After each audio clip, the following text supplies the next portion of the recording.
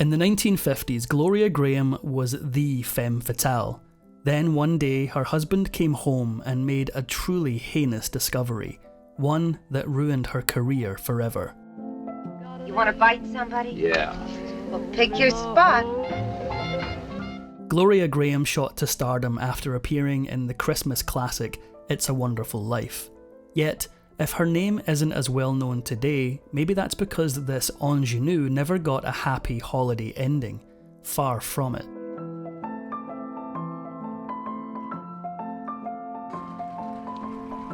Born in Los Angeles in 1923, her mother, Jean McDougall, went by the stage name Jean Grahame and worked as an actress and acting coach.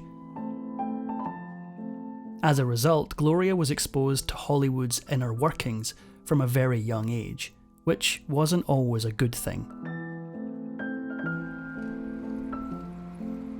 Before she was 21, she was making her Broadway debut in The World's Full of Girls, where she caught the eye of Hollywood bigwig Louis B. Mayer, who was in the audience one night.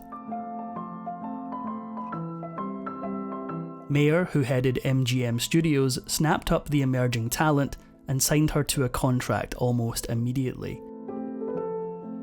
It was supposed to be a dream come true for Grahame, but it was more like a nightmare.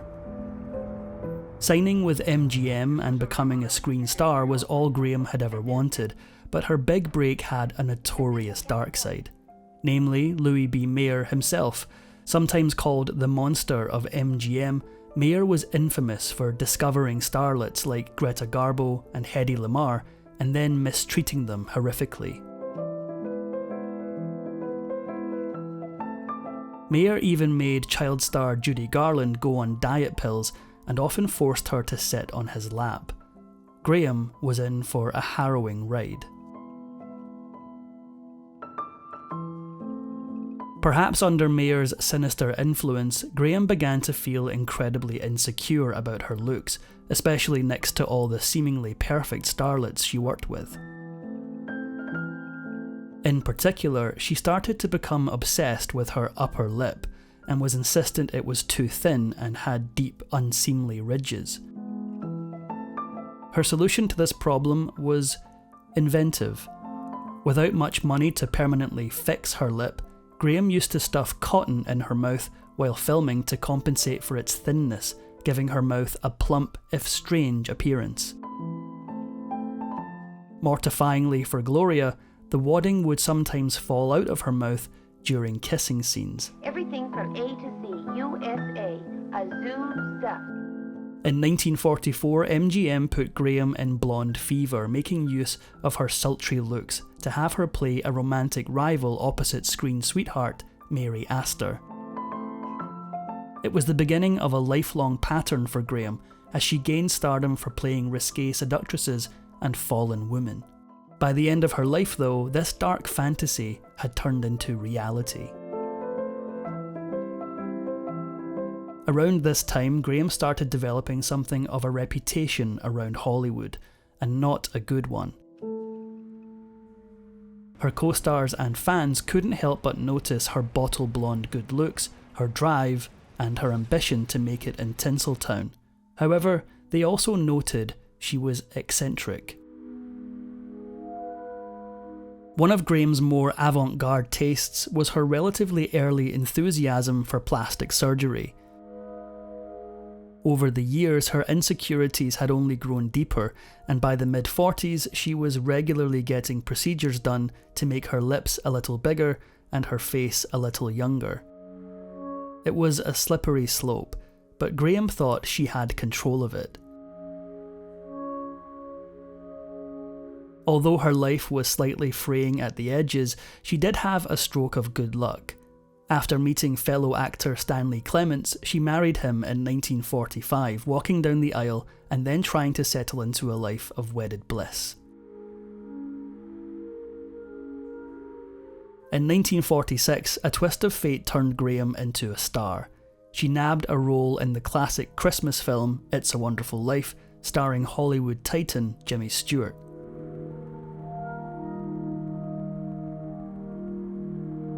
True to type, Grahame played the cheeky Violet Bick, the flirty woman who narrowly avoids a life of shame at the end of the film. Today, it's one of her most famous roles, yet it only led to heartache. Instead of seeing Grahame's work in It's a Wonderful Life and being impressed, Louis B. Mayer and MGM dealt the actress a cold, hard blow. They realised the sultry starlet didn't fit their own idea of a lovable ingénue, and they traded her off to RKO Studios in 1947, just a year after It's a Wonderful Life came out. In the late 1940s, it wasn't just Grahame's professional life that was falling to pieces, her private life was an absolute mess too. Her marriage to Stanley Clements was firmly on the rocks just 3 years into the union, and the ill-fated couple ended up divorcing in 1948. Just one day after officially divorcing Clements, she picked up and married her new beau, the notoriously difficult director Nicholas Ray. She was around 4 months pregnant with Ray's child at the time of the wedding, and gave birth to a boy, Timothy, just 5 months after her nuptials. Like Grahame, Nicholas Ray had been married once before, and the new couple were hoping that second time would be the charm for both of them, so much so that they even took a risky step and tried to work together on a film, 1950s, In a Lonely Place. It turned out to be a mistake.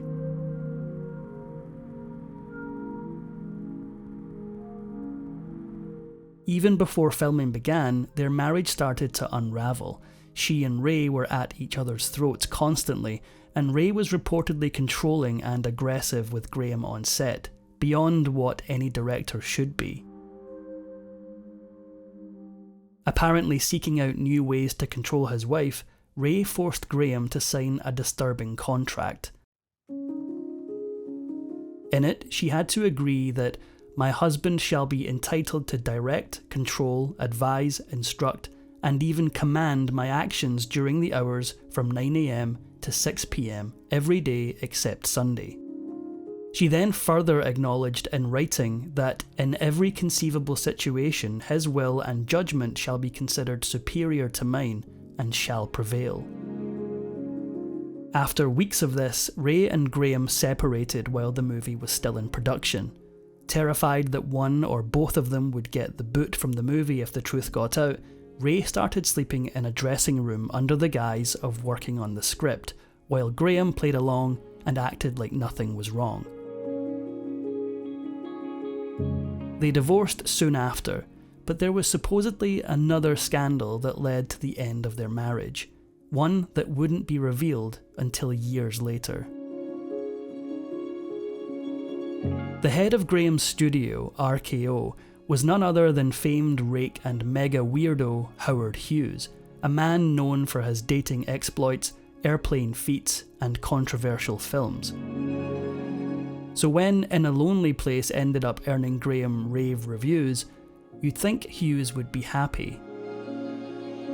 For all the blood, sweat, and literal tears that Grahame poured into In a Lonely Place, it came back to her tenfold, and many critics still recognise it today as her best performance.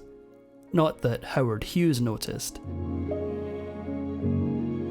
Grahame's philandering boss later admitted he never even watched the movie. Through all this, Grahame still knew her worth. In 1951, she begged Hughes to loan her out to star in A Place in the Sun, the now classic Elizabeth Taylor and Montgomery Clift movie. Hughes didn't just refuse, he also forced her to act in a small supporting role in the film Macau instead. Grahame knew better than anyone that success is the best revenge, and she set about proving it. In 1953, just a year after her divorce with Nicholas Ray officially went through, she won an Academy Award for Best Supporting Actress for The Bad and the Beautiful, a feat made more impressive by the fact she only had a little over 9 minutes of screen time in the film. Thank you very much. Grahame then went on the romantic rebound, jumping back into matrimony with television producer Cy Howard, and even having a daughter with him. From almost the moment she married Howard, Grahame kept something huge from him. While filming the sensual noir Human Desire in 1954, the same year she married him, Grahame struck up an affair with her co-star, Glenn Ford, a magnetic actor who was also one of the first-class womanizers in Hollywood. By the early 1950s, Grahame was becoming a hot ticket and turning into Hollywood's go-to femme fatale, until it all came crashing down. In 1955, she took a role against type and starred in the good time comedic musical Oklahoma as a humble and innocent farm girl. The peddler man's going to drive me to the Vox Social. I got up sort of tasty lunch. When the dust settled, it couldn't have been more disastrous for Gloria Grahame. Oklahoma was far from a hit, and audiences complained that her femme fatale good looks didn't match up with the country bumpkin she was playing. Besides that, people whispered that she had been difficult on set, feeling she was better than some of her co-stars and alienating everyone in the cast. By the time filming began on Oklahoma, Grahame's obsession with plastic surgery had reached tragic proportions. She had undergone even more operations on her face, and the most recent surgery had paralysed her upper lip, affecting her speech and performance in the musical. Grahame had a pleasingly high-pitched twang to her raspy voice, but her singing voice, not so much. According to one source, the actress was utterly tone deaf, leading to a very embarrassing moment. In Oklahoma, her only singing role that wasn't dubbed over by someone else, sound editors had to painstakingly splice her recordings together, practically note for note. It was the beginning of the end for Gloria Grahame. Over the next decades, Grahame's career opportunities plummeted, and she began to take on television roles instead of securing plum parts on the silver screen. And that wasn't all. In 1957, her third marriage to Cy Howard likewise fell apart, and she divorced him for mental cruelty, sharing custody of their daughter together. In 1974, doctors diagnosed Grahame with breast cancer. However, the dark prospect had a strange effect on the actress. Considering it a wake-up call, she immediately stopped smoking and drinking, and changed her diet and exercise regimen while undergoing radiation therapy. Miraculously, it worked, and less than a year later, her cancer went into remission. Starting in 1979, Grahame found herself romancing a much younger lover when she met Liverpudlian actor Peter Turner, who was nearly 30 years her junior and who hadn't even been born when she starred in A Lonely Place. The scandalous pair carried on their affair for 2 years. After keeping cancer at bay, Grahame was ready to have a second lease on life. She threw herself into her work like the old Hollywood workhorse she was. In fact, the minute she found out her cancer was in remission, she went back on set, ready to make her triumphant return. Yet, as far too many people know, remission doesn't mean cured.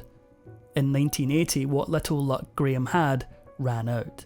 Her cancer had come back with a vengeance after 6 years in remission, and doctors wanted to put her through more rounds of radiation treatment to tackle the disease once more. After all she'd been through, Grahame's response was heartbreaking. She was simply unable to confront the reality of her second cancer diagnosis, so rather than facing it head on, she simply ignored it. She stubbornly refused to admit she was sick and didn't receive treatment. Instead, she buried herself in stage work all over the US and Britain. Grahame had an utterly scandalous life, but her most infamous moment was truly jaw-dropping. Although she went through a vicious divorce with her second husband, Nicholas Ray, at the time, most people didn't know the real reason behind their split. The couple didn't get along on the set of In a Lonely Place, sure, but it really all unravelled when Ray made a deal-breaker of a discovery. Until the end of his life, Nicholas Ray claimed that one day he came home and found his wife Gloria Grahame in bed with his 13-year-old son, Anthony. Today, Graham's biographer claims this didn't happen and that Nicholas Ray made up the accusation.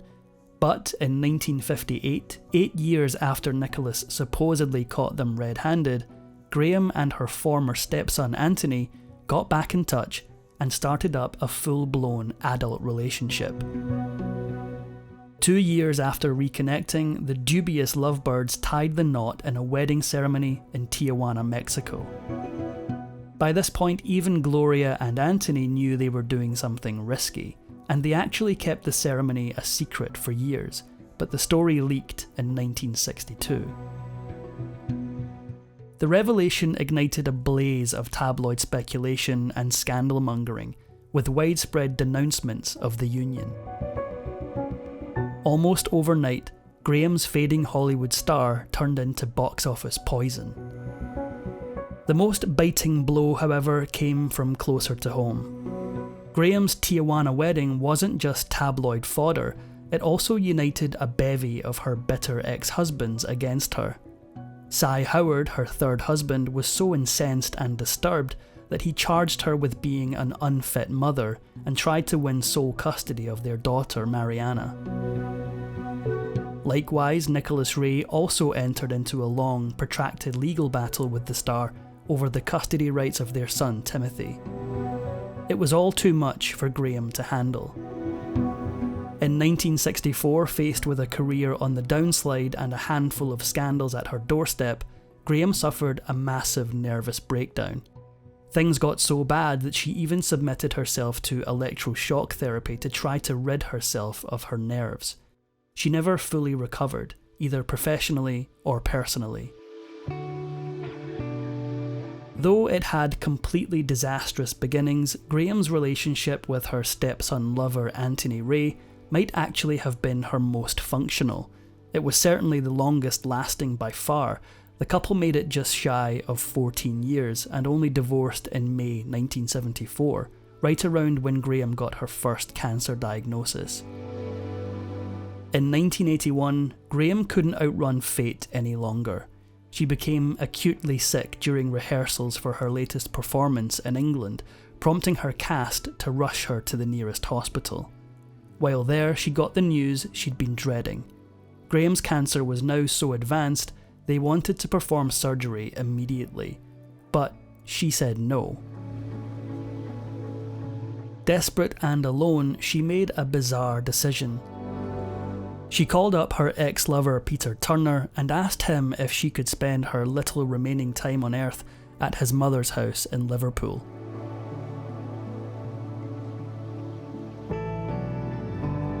As strange as this request was, Turner could hardly deny it.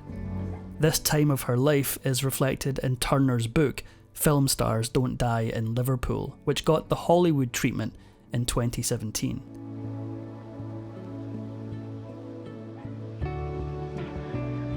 While staying at Turner's family home and rapidly deteriorating, Grahame begged him not to tell either her family or any medical professionals about her condition. He betrayed her instantly. Terrified for her, Turner notified her family within days, and they flew to England to visit. When her children arrived, they insisted she fly back to America with them, even though Grahame, Turner and her doctors were staunchly against it. In the end, the children won, and they transported Grahame back on October 5th, 1981. She wouldn't survive the night. If you enjoyed this video, please give it a like and subscribe for more videos.